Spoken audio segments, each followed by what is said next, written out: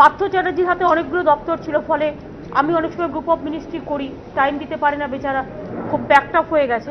ওকে একটু হালকা করে দেওয়ার জন্য, কারণ টাইম পাচ্ছে না, ওকে পার্টিতেও টাইম দিতে হয়, সেজন্য আরও বেশি করে টাইম দেওয়ার জন্য পার্থদার কাছে আইটি থাকবে, পার্লামেন্ট অ্যাফেয়ার্স থাকবে, ইন্ডাস্ট্রি ডিপার্টমেন্টটা দুটো ভাগ করা হয়েছে, একটা অমিত মিত্রকে ইন্ডাস্ট্রি আইএনসি দেওয়া হয়েছে, আর ওই রিকনস্ট্রাকশন আইএনসি, আর আইটি রাখা হয়েছে পার্থ চ্যাটার্জির কাছে। পার্থ চট্টোপাধ্যায়ের কাছ থেকে শিল্প দপ্তর নিয়ে নেওয়ার কারণ হিসেবে মুখ্যমন্ত্রী একথা বললেও রাজনৈতিক পর্যবেক্ষকদের একাংশ কিন্তু অন্য গন্ধ পাচ্ছেন। তাদের বক্তব্য, তৃণমূল সরকারের মধুচন্দ্রিমা শেষ, সামনেই লোকসভা নির্বাচন, মানুষকে কাজের খতিয়ান দিতে হবে, আর সেই খতিয়ানের প্রথমেই আসবে শিল্প। রাজ্যে কতগুলি নতুন কারখানা হলো, কোন কোন বড় শিল্প সংস্থা বিনিয়োগ করলো, কত কর্মসংস্থান হলো, আর এই প্রশ্নের উত্তর দিতে গেলে যে বেশ অস্বস্তিতে পড়তে হতে পারে তা ভালো করেই জানেন মুখ্যমন্ত্রী। এও জানেন শিল্পায়নের প্রশ্নেই সিপিএম তাঁর সরকারকে বেঁধার চেষ্টা করবে, কারণ শিল্পের বিনিয়োগের অবস্থা করুণ। পরিসংখ্যান বলছে গত 12 বছরে সবচেয়ে কম বিনিয়োগ হয়েছে 2012 সালেই, শিল্পও হয়েছে সবচেয়ে কম। বুদ্ধদেব ভট্টাচার্য সরকারের শেষ 2 বছরে শিল্প খতিয়ানে চোখ রাখলে দেখা যাবে 2010 সালে শিল্প হয়েছিল 322টি, বিনিয়োগ 15,052 কোটি টাকা। 2011 সালে শিল্প হয়েছিল 28টি, মোট বিনিয়োগ 2,465 কোটি টাকা। কিন্তু তৃণমূল সরকারের প্রথম বছরেই বড়সড় ধাক্কা খায় শিল্প সম্ভাবনা।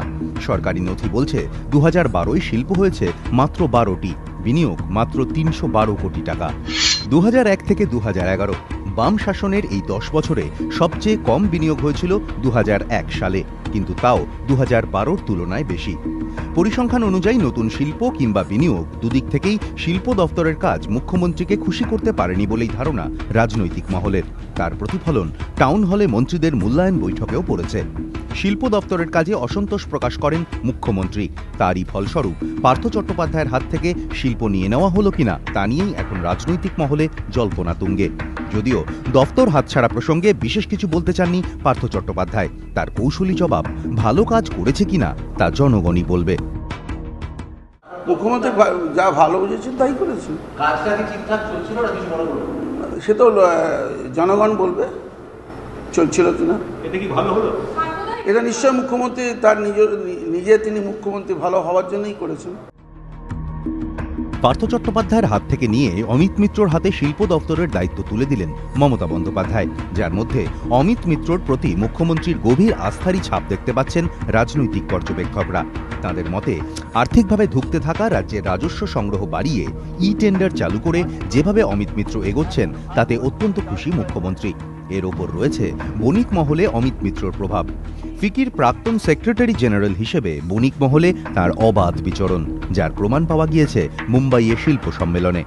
রাজ্যে 2টি বেঙ্গল লিডস কিংবা দিল্লির শিল্প সম্মেলনে পার্থ চট্টোপাধ্যায় বড় মাপের শিল্পপতিদের হাজির করতে না পারলেও অমিত মিত্র কিন্তু মুম্বাইয়ের শিল্প সম্মেলনের দায়িত্ব পেয়েই মুকেশ আম্বানি থেকে শুরু করে দেশের প্রথম সারির এক ঝাঁক শিল্পপতিকে আনতে সক্ষম হয়েছিলেন। শিল্পমহলে অমিত মিত্রর এই পরিচিতিকেও কাজে লাগাতে চাইছেন মুখ্যমন্ত্রী। চাইছেন অমিত মিত্রর হাত ধরে আরও বেশি করে শিল্প টানতে, বিনিয়োগ আনতে। আরও ভালো কাজের স্বার্থে তিনি যে প্রয়োজনে তার মন্ত্রিসভার নাম্বার 2কেও রেয়াত করেন না, শিল্প দপ্তরের হাত বদল করে সেই বার্তাই মুখ্যমন্ত্রী দিতে চাইলেন বলে মনে করছেন রাজনৈতিক পর্যবেক্ষকরা। দীপক ঘোষ, ধ্রুবজ্যোতি প্রামাণিক ও সুমন ঘরাই, এবিপি আনন্দ, কলকাতা।